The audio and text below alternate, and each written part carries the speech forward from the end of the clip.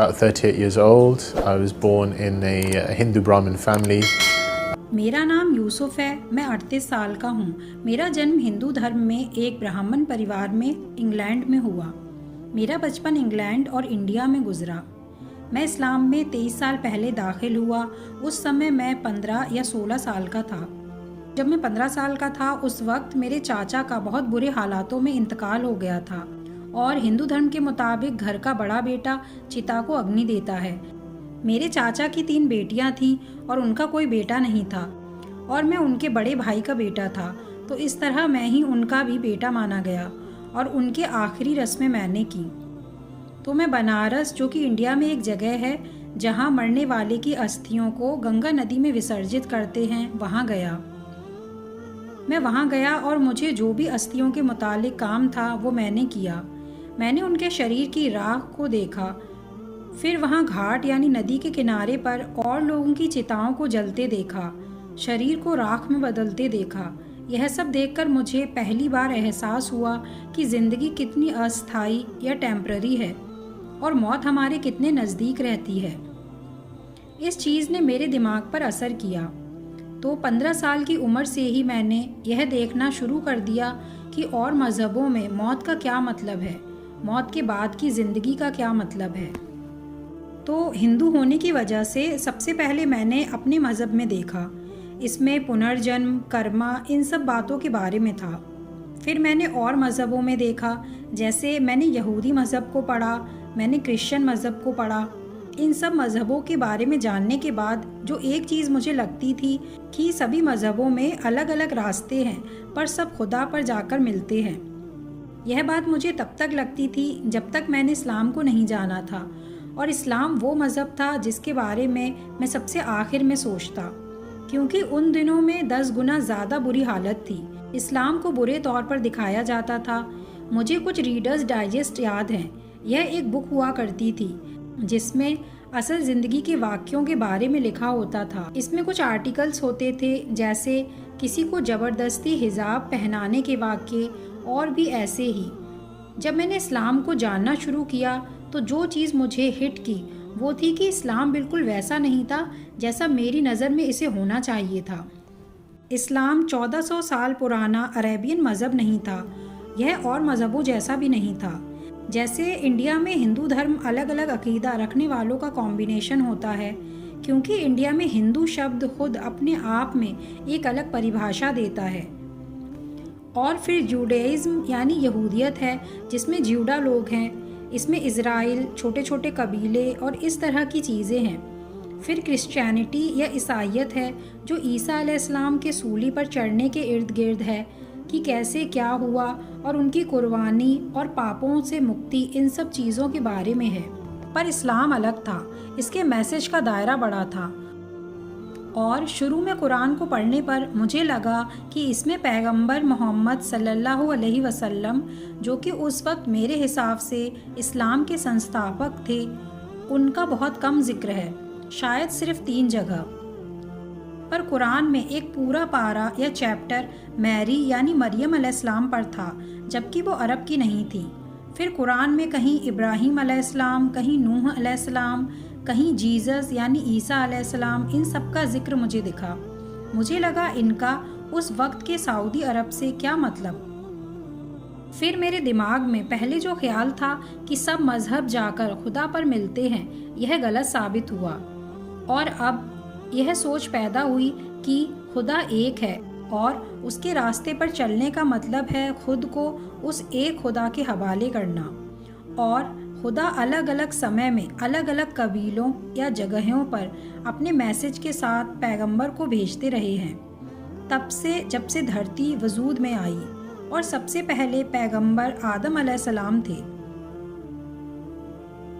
और यह मज़हब ही सबके लिए है, पर शायद अरबी ज़ुबान में इसे इस्लाम का नाम दिया गया, या इस रास्ते पर चलने को इस्लाम कहा गया। और इस्लाम ही वह अकेला रास्ता है जो खुदा का रास्ता है, और इस्लाम काफ़ी है हर चीज़ को खुद में समाने के लिए। जब मैंने यह जाना तो मैं चौंक गया। अब यह एक चुनौती थी मेरे लिए, क्योंकि मैं चाहता तो अपने कंफर्ट जोन में बैठा रह सकता था यह सोच के कि कोई नहीं, हम सब एक बड़ा खुशहाल परिवार हैं जो अलग अलग रास्ते पर चल रहे, पर हमें एक दूसरे से मोहब्बत है। पर फिर मैंने पढ़ा, बस यही है, यही सच है, यही हक है और यह आखिरी सच है जो कि मखलूक के वजूद में आने के वक्त से दिया जा रहा है और आगे भी दिया जाता रहेगा, क्योंकि यही ब्रह्मांड का सच है और यही मैसेज मुझे बार बार दिख रहा था। इस्लाम उस इस्लाम से जो मैंने रीडर्स डाइजेस्ट में पढ़ा था या जो इस्लाम न्यूज़ में दिखाते थे कि लगातार बम धमाके करते, उनसे बिल्कुल अलग था। यह बहुत गहरा इस्लाम था, यह रूह का इस्लाम था, यह वह इस्लाम था जिसे जानकर मुझे लगा कि मैं शायद इसे जानता हूँ। मैं कॉलेज में अपने कुछ दोस्त जो कि इस्लाम को पहले से ज़्यादा प्रैक्टिस करने लगे थे या उस पर सही से चलने लगे थे, उनसे डिबेट करता था। मैं उनसे औरतों के हक़ को लेकर, इस्लाम में खून खराबे को लेकर और भी छोटी छोटी चीज़ों को लेकर डिबेट करता था। क्योंकि मैं बहस करने में अच्छा था तो मैं उनसे जीत जाता था।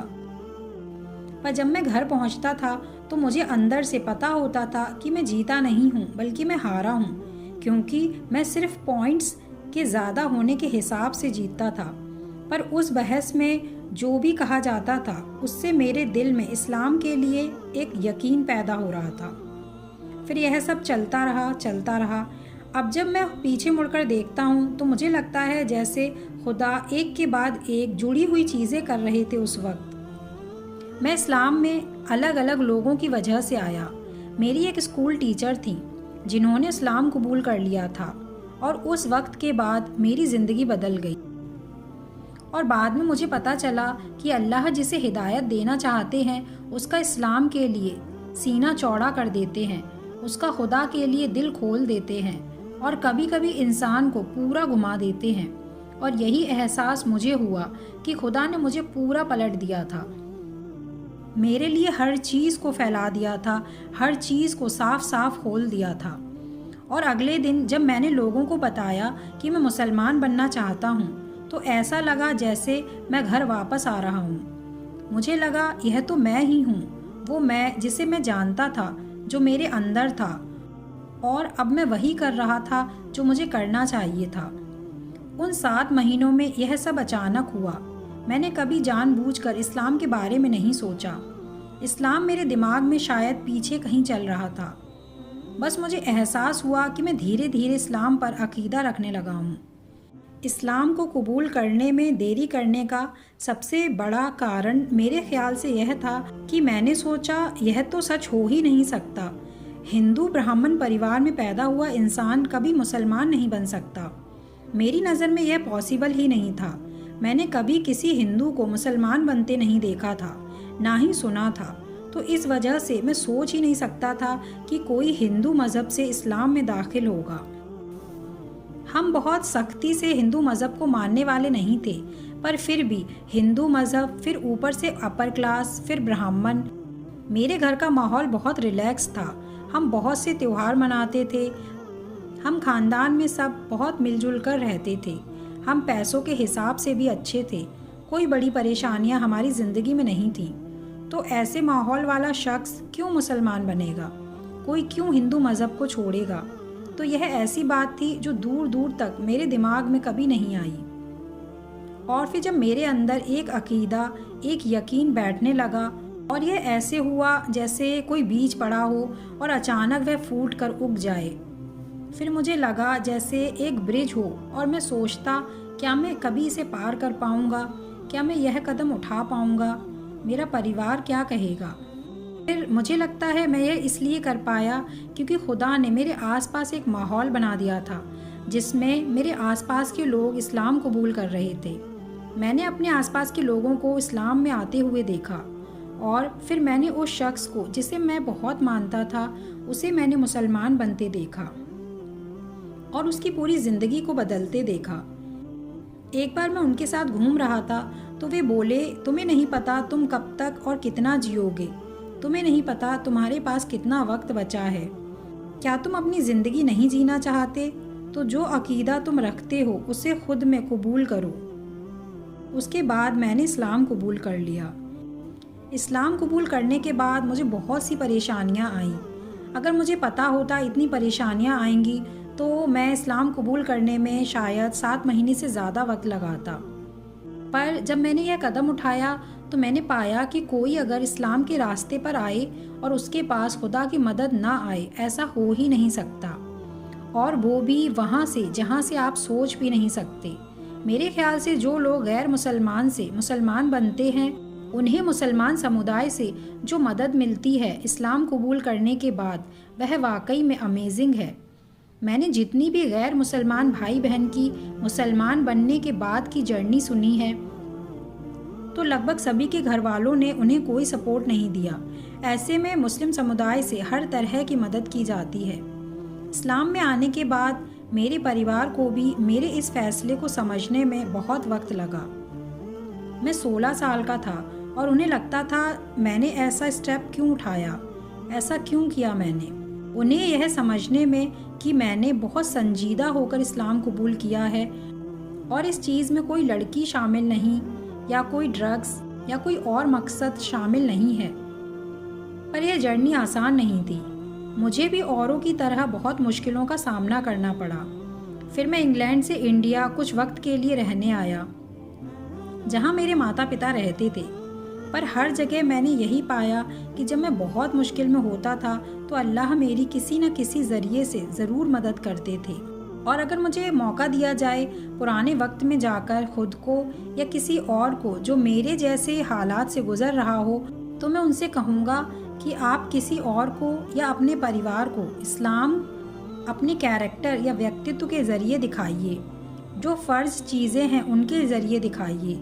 आप उनके साथ पॉइंट साबित करने के लिए बहस ना करें, बल्कि चीज़ों को आसान करें, क्योंकि कभी कभी हमारे एक्शंस या हम जिस तरह से बात कर रहे हैं वह ज़्यादा दिखता है, बजाय इसके कि हम क्या बात कर रहे हैं या हम उन्हें क्या समझाना चाह रहे हैं। शुरू में मेरे साथ भी यही परेशानियां आई थी, पर अब वक्त के साथ मेरा परिवार मुझे समझने लगा है और मैं अपने परिवार के बहुत करीब आ गया हूँ। अब जब मैं वहाँ जाता हूँ उनसे मिलने, तो मैं अपने मज़हब को फॉलो करते हुए वहाँ रहता हूँ। इस्लाम मेरी शख्सियत है, यह अब मेरे माता पिता समझते हैं।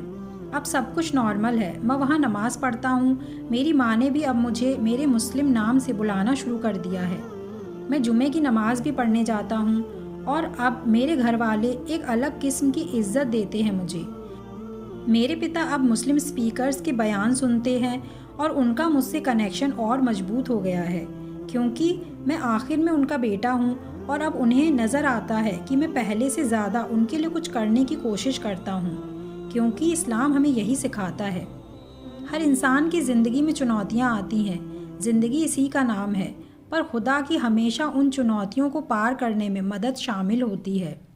मैं यह नहीं कहूँगा कि इस्लाम ने मुझे पूरी तरह से बदल दिया, पर हाँ, मैं यह ज़रूर कहूँगा कि यह लगातार मुझे बदल रहा है और अच्छे बदलाव की तरफ ला रहा है, क्योंकि इस्लाम ही सच है।